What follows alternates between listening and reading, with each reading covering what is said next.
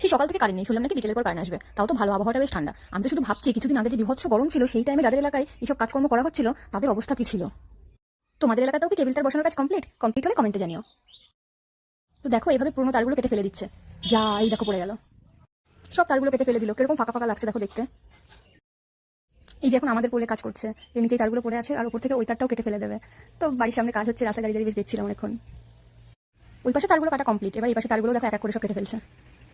কিছুদিন ধরে আমাদের কারেন্টের ভোল্টেজ খুব ডিস্টার্ব করছে, সবাই নাকি বলছে যে এই তার দিলে নাকি বেশি ভোল্টেজ পাওয়া যাবে। তোমাদের ওইদিকে যাদের কমপ্লিট হয়ে গেছে কাজ, সত্যি কি ভোল্টেজ বেশি পাওয়া যাচ্ছে? কমেন্টে জানিও তো। এই তারগুলো যা মোটা আর প্রচন্ড ভারী, এরা কি কষ্ট করে করে উপরে তুলছিল, আমিও একটু হাত দিয়ে দেখছিলাম যে দেখি তো কতটা ভারী, তো দেখলাম যথেষ্ট ভারী। এই যে তারগুলোকে এখন উপরে টান টান করে তুলে দেবে, তারপর একটু পরে কারেন্ট দিয়ে দেবে। সকাল থেকে কারেন্ট নেই, কেমন যেন বোরিং বোরিং লাগছে। সেই ছোটবেলা থেকে কতগুলো করে তার থাকতো, বাবাকে জিজ্ঞাসা করতাম আমাদের নিচের তারে না উপরের তারে কারেন্ট এরকম করে, আর এখন থেকে এরকম একটাই তার। তো ফাইনালি এই যে দেখো কমপ্লিট হয়ে গেছে, আমি ছোট্ট একটা ভিডিও করে রাখলাম, তো তোমাদের সাথে শেয়ার করলাম ব্যাপারটা কিরকম